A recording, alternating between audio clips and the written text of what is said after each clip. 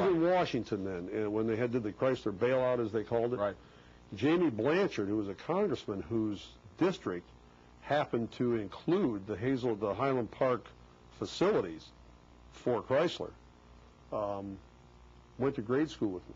Oh, really? He was a year behind me in grade school. Ended up he was congressman, then he became the governor, and then he was ambassador to Canada. But he and I grew up together. He used to come by my mom's house on Memorial Day parade day when he was governor and sit on the front porch with us before he had to go down and get in the car to ride through town. Wow. This was only 15 years ago or something like that. So it's it's who you knew, and I knew a lot of those folks around, and so Blanchard helped Iacocca get that bailout, which really helped him, his political career in Michigan. And become governor. At one time they were thinking of, they kept trying to draft him, he never did, but would have been interesting if he had chosen. I don't know that would have worked. I mean, it was sort of a businessman. There have been businessmen in politics before. George Romney in Michigan, governor, came out of the auto industry as well. Right. American Motors, Nash, all those. Didn't work. It just didn't work. And because of the brainwashing statement he made about Vietnam, that hurt him. Iacocca, I think, was a little too unbending. It was good for him in the Chrysler bailout to be unbending, but it would not have been good for him as a governor or some other elected office to be unbending, because politics is the art of compromise. I think we're seeing that, like Ross Perot, when he ran for president, said, I'll run this like a company. You can't do it. Too much compromise, like you said. You can't get things through by saying, I want this through. You have to... Well, everybody says the president sort of is the CEO. It's not true. CEOs are dictators, for the most part. You saw what happened to Ken Lay at Enron. Sure. That was a dictatorship that made that happen, or stopped things from not happening. I mean, even depending on how you look at it. I mean, after I left the business, I worked for Union Pacific for a man who was Reagan's transportation secretary, who had run for governor in Pennsylvania, Drew Lewis. I watched the CEO at work there. I watched the CEO at work in Novell, and I watched CEOs all around him in the meetings I went to with them. Most of those guys can't be politicians.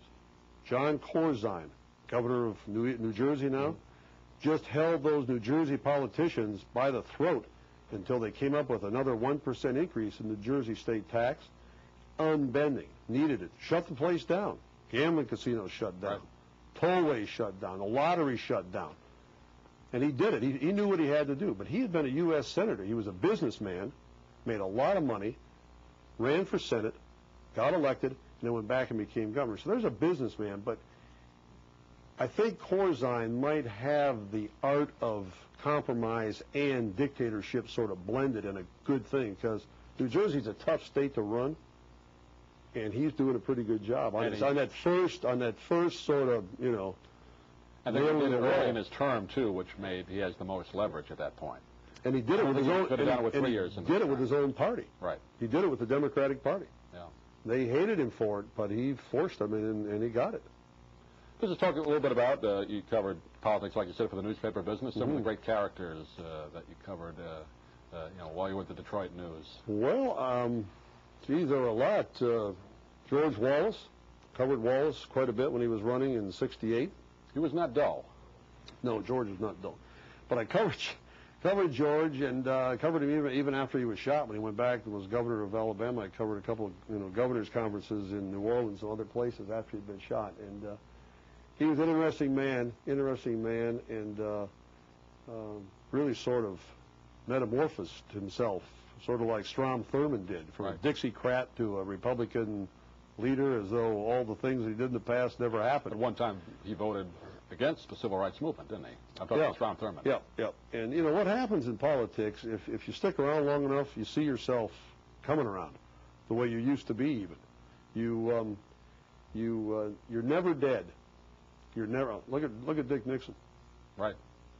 Lost 2 huge races. Yeah, everybody thought he was gone. And I will tell you, I mean, I watched Nixon.